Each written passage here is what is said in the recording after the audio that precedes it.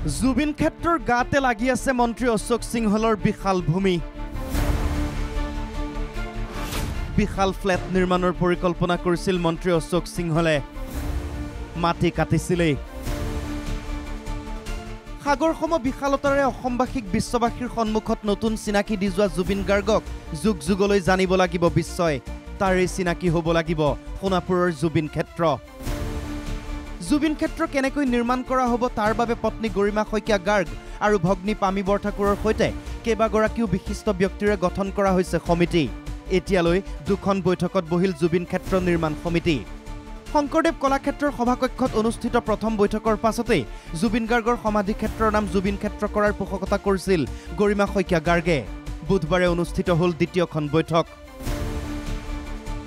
বৃহস্পতিবাৰে স্থানীয় ৰাইজৰ সৈতে জুবিন গাৰ্গ ক্ষেত্ৰ নিৰ্মাণ হ'বলগীয়া স্থান পৰিদৰ্শন কৰিলে নিৰ্মাণ সমিতিয়ে গৰিমা শইকীয়া গাৰ্গৰ আশা কেৱল সমাধি ক্ষেত্ৰ নহয় জুবিন ক্ষেত্ৰ হ'ব লাগিব সাংস্কৃতিক কেন্দ্ৰ জুবিন ক্ষেত্ৰ হ'ব লাগিব অভিজ্ঞতা কেন্দ্ৰ থাকিব লাগিব জুবিন গাৰ্গৰ সংগ্ৰহালয় যাতে যুগ যুগলৈ জুবিন গাৰ্গৰ সত্তাটোক বুজি পাব পাৰে নতুন প্ৰজন্মই প্ৰযুক্তিগতভাৱে উন্নত হ'ব লাগিব জুবিন ক্ষেত্ৰ ইয়াৰ বাবে লাগিব বিশাল ভূমি সেই ভূমি এৰি দিবলৈ সাজু হৈছে কমাৰকুছিৰ স্থানীয় ৰাইজ কিন্তু তেওঁলোকৰো আছে আহ্বান যুগ যুগৰ পৰা সেই স্থানত থকা শ্মশানৰ বাবে এৰি দিব লাগে কিছু ভূমি আমি ইয়াত ৰাস্তাটো লাগিব আমাক আৰু তাত 2 বিঘা মাটি লাগিব আমাক আৰু আমাৰ শিলপুটা বুলি আছে আমাৰ কাৰ্বি সমাজে শিলপুটে সেইটো কাৰণে সন্মুখতে অলপ জেগা ৰাখাছে তাতে আমাৰ 2 বিঘা মান দিলে আৰু আমাৰ বেলেগ নালাগে বাকিখিনি আমাৰ জুবিন ক্ষেত্ৰৰ কাৰণে হেৰি কৰিলে আমি আনন্দিত হ'ম আৰু আমি সহায় কৰিম ৰাইজ লগত আছে সেই কথাক সন্মান জনাই আগবাঢ়িব লাগিব বুলি মন্তব্য গৰিমা শইকীয়া গাৰ্গৰ জুবিন ক্ষেত্ৰ এটা এক্সপিৰিয়েন্স চেণ্টাৰ হওক য'ত জুবিনৰ মিউজিয়াম থাকিব এটা এনেকুৱা ধৰণৰ আমি কিছুমান প্লেন এখন বনাইছোঁ গতিকে তাত বহু ধৰণৰ নতুন প্ৰজন্মই অকল আজিৰ ডেটত বা 2-3 বছৰলৈকে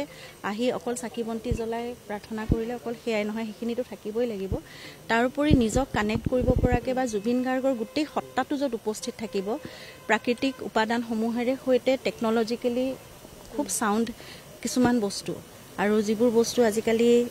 ডিজিটেলি বা টেকন'লজিকেলি বহুত আপগ্ৰেডেড হৈছে গতিকে তেনেকুৱা কিছুমান আমাৰ ইচ্ছা আছে কিন্তু তাৎপৰ্যপূৰ্ণ কথাটো হ'ল জুবিন গাৰ্গৰ সমাধিস্থলীৰ গাতে লাগি আছে অশোক সিংহলৰ 20-30 বিঘা ভূমি সেই ভূমিত ফ্লেট নিৰ্মাণৰ পৰিকল্পনা হাতত লৈছিল অশোক সিংহলে সেই ভূমিখিনিও জুবিন ক্ষেত্ৰৰ অন্তৰ্ভুক্ত হওক আহ্বান স্থানীয় লোকৰ দল সংগঠনৰ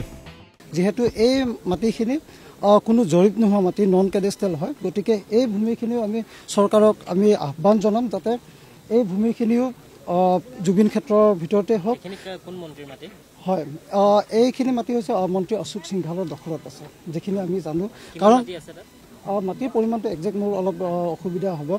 কোৱাত কাৰণ যিহেতু আমি এটা কাৰ্বি ছাত্ৰ সন্থা বা কাৰ্বি যুৱক হিচাপে আমি এটাই ক'ম যে এইখন গাঁও হৈছে কাৰ্বি গাঁও আজি জুবিন ক্ষেত্ৰৰ পশ্চিম ছাইড যিখন গাঁও আছে কাৰ্বি গাঁও পূবে আৰু দক্ষিণে যি গাঁও আছে কাৰ্বি গাঁৱৰ মাজত আছে জুবিন দা তো আমি ভাবোঁ যে যিখিনি এক্সিষ্টিং মাটি আছে সেইখিনি মাটি জুবিন ক্ষেত্ৰৰ নামতে হওক কাৰণ আজি আনৰ দখলত থাকিলে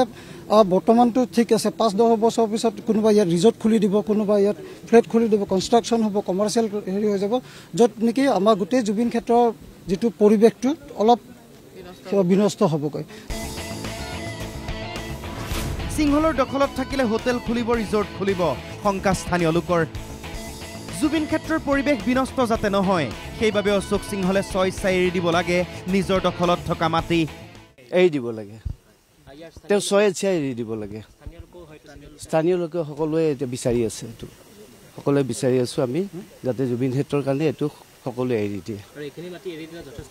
সুবিধা হয় সকলো ফালৰ পৰা সুবিধা হয় তেনেকৈ আমি বিচাৰোঁ 50 বিঘা মাটি হওক তেখেত এই জুবিন ক্ষেত্ৰৰ কাৰণে যিহেতু মাটি গোটেইখিনি মাটিখিনি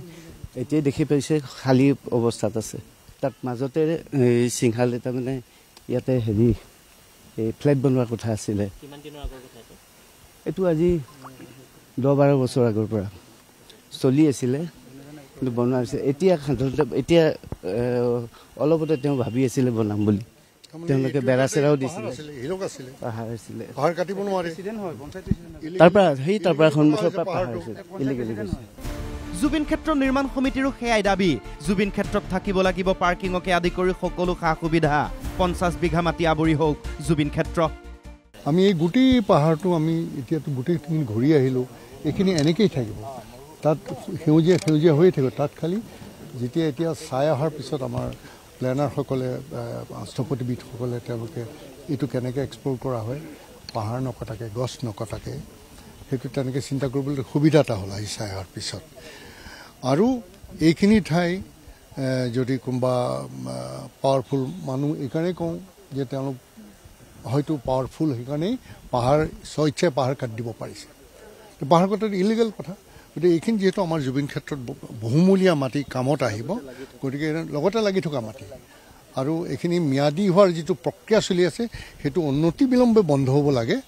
আৰু আমাৰ মুখ্যমন্ত্ৰী মহোদয় চৰকাৰে এইটোত গুৰুত্ব নিশ্চয় দিব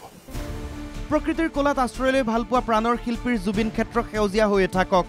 জুবিন ক্ষেত্ৰৰ গাত লাগি থকা মাটি পাহাৰ যাতে কোনেও কাটিব নোৱাৰে মুখ্যমন্ত্ৰীলৈ আহ্বান জুবিন ক্ষেত্ৰ প্ৰজন্মৰ পাছত প্ৰজন্মলৈ হ'ব হাৰ্টথ্ৰবক মনত পেলোৱাৰ সমল